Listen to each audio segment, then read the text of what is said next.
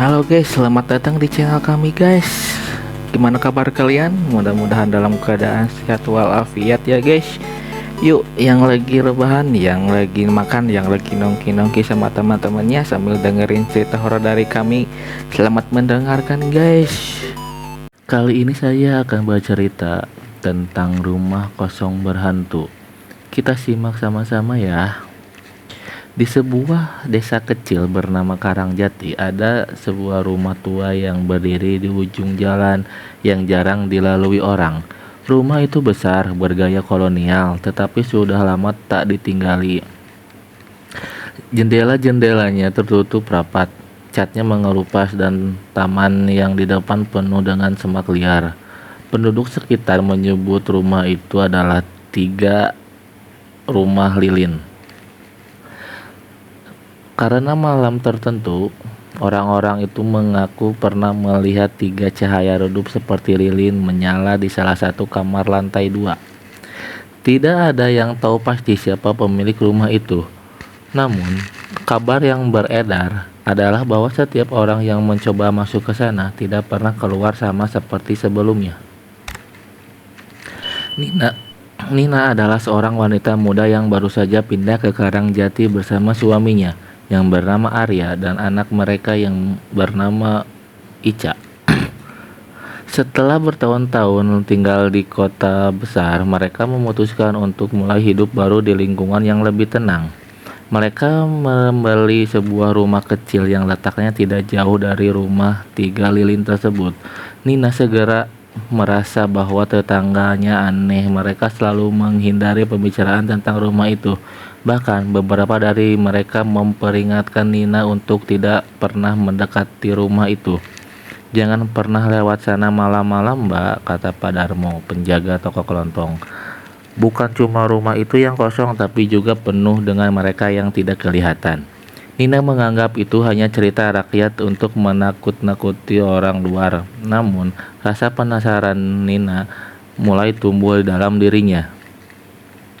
Pada suatu malam, Nina sedang duduk di teras rumah sambil membaca buku. Malam itu begitu sepi, hanya ada suara jangkrik dan angin yang berhembus. Ketika ia menoleh ke arah rumah itu, ia melihat sesuatu yang membuatnya bergidik. Di salah satu jendela lantai 2 rumah itu, ada tiga cahaya redup seperti lilin yang menyala. Cahaya itu tidak bergoyang seperti cahaya api biasa, melainkan diam dan terasa tidak wajar. Nina mencoba mengabaikannya, tetapi rasa takut mulai merayap. Keesokan harinya, ia menceritakan hal itu kepada Arya suaminya.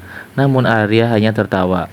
"Mungkin itu pantulan cahaya atau cahaya kendaraan. Jangan pikiran terlalu jauh," katanya.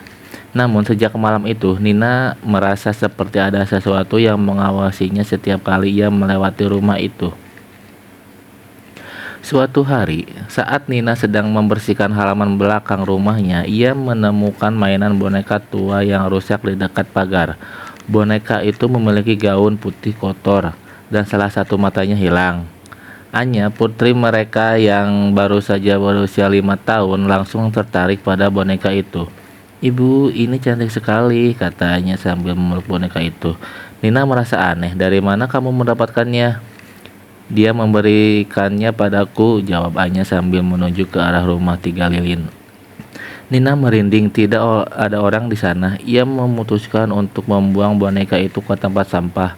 Namun keesokan paginya boneka itu kembali berada di kamar Anya. Anya yang skeptis terhadap semua cerita hantu memutuskan untuk membuktikan bahwa rumah itu hanyalah rumah biasa. Pada suatu malam, ia memutuskan untuk masuk ke dalam rumah itu. Nina menolak ikut, tapi Arya bersikeras. "Ini cuma rumah kosong. Kalau kamu takut terus, kita tidak akan pernah hidup tenang di sini," katanya.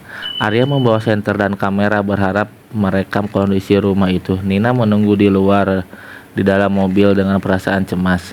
Saat Arya masuk ke dalam rumah, ia menemukan ruangan yang debu dan bau lembab.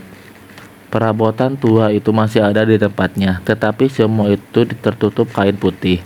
Namun, ia menaiki tangga menuju lantai 2. Suasana berubah. Udara terasa lebih dingin dan ada suara pelan seperti bisikan yang berasal dari kamar ujung lorong. Ketika Arya membuka pintu kamar itu, ia melihat sesuatu yang membuat tubuhnya membeku. Ada 3 lilin yang menyala di tengah ruangan itu. Bentuknya segitiga. Di tengah-tengah segitiga itu ada boneka yang sama dengan yang ditemukan Anya. Kamera di tangannya tiba-tiba mati dan senter yang ia pegang mulai berkedip-kedip. Kemudian ia mendengar suara langkah kaki di belakangnya. Arya kembali ke mobil dengan wajah pucat. Ia tidak berkata apa-apa sepanjang perjalanan pulang dan Nina tidak berani bertanya. Namun sejak malam itu Arya mulai berubah. Ia menjadi pendiam, sering termenung di kamar dan terkadang berbicara sendiri, sedang dialog dengan seseorang. Suatu malam Nina mendengar Arya bergumam, "Aku harus kembali ke sana, mereka memanggilku." Nina merasa ketakutan. Ia mencoba membawa Arya ke dokter, tetapi Arya menolak. Ia terus berkata bahwa rumah itu membutuhkan dirinya. Nina akhirnya mencari tahu tentang sejarah rumah itu. Ia bertemu dengan seorang wanita tua bernama Bu Marni, salah satu penduduk tertua di Karangjati. Bu Marni menceritakan bahwa rumah itu dulunya milik keluarga kaya. Tetapi tragedi besar terjadi di sana. Seorang ibu muda yang tinggal di rumah itu kehilangan 3 anaknya dalam kebakaran yang misterius. Sejak saat itu, arwah ibunya dan 3 anaknya dipercaya menghantui rumah tersebut.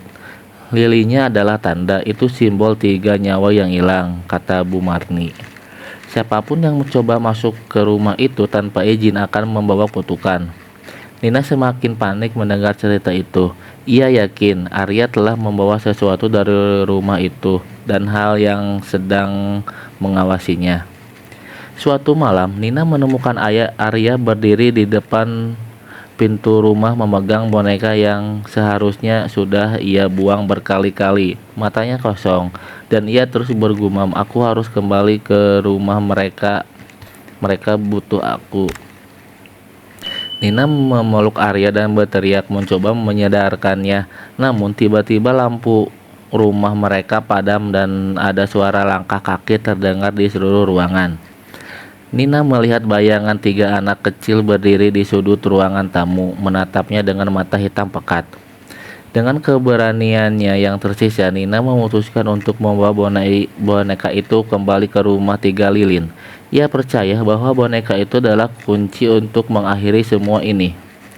Nina memasuki rumah itu seorang diri. Lilin-lilin itu kembali menyala dan bisikan-bisikan mulai terdengar semakin jelas. Suara wanita itu terdengar memanggil, "Anak-anakku, kembalikan anak-anakku." Dengan gemetar, Nina meletakkan boneka itu di tengah ruangan dan berdoa agar semuanya berakhir. Saat ia berbalik, ia melihat seorang wanita dengan gaun putih berdiri di depannya. Wajahnya penuh luka bakar. Wanita itu menangis tetapi tidak bergerak untuk menyakitinya. Tiba-tiba semua lilin padam dan suasana menjadi sunyi. Nina keluar dari rumah itu dengan tubuh lemas. Tetapi ia merasa bahwa semuanya sudah selesai. Arya kembali pulih meskipun ia tidak pernah mengingat apa yang terjadi selama beberapa minggu terakhir. Rumah 3 lilin itu tetap berdiri, tetapi sejak malam itu tidak ada lagi cahaya lilin yang terlihat dari jendela lantai 2-nya. Namun, Nina tahu satu hal pasti, apa yang terjadi di rumah itu bukanlah sekadar cerita rakyat. Itu adalah peringatan untuk tidak pernah bermain-main dengan dunia yang tidak bisa kita pahami. Oke guys, cerita ini berakhir sampai di sini ya. Kita dengarkan cerita selanjutnya ya. Assalamualaikum warahmatullahi wabarakatuh.